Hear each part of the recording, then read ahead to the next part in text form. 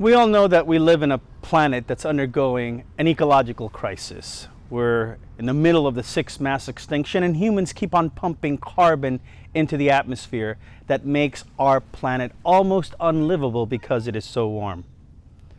But I'm standing in a majestic, beautiful place that can provide some solutions.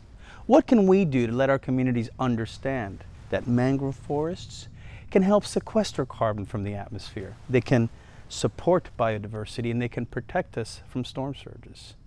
In 2006, I had a group of volunteers walk into mangrove forest, collect propagules, and create vertical nurseries in urban spaces that used to be mangrove forests, so that individuals would understand what they had lost.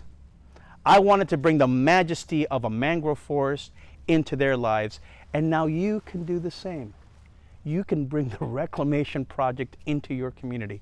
Just download the PDF, and it'll tell you exactly what you can do to engage community members and institutions in the problem solving, and hopefully create a cadre of engaged citizens who won't only plant mangroves, but plant ideas in policymakers' minds so you can protect your community for decades to come.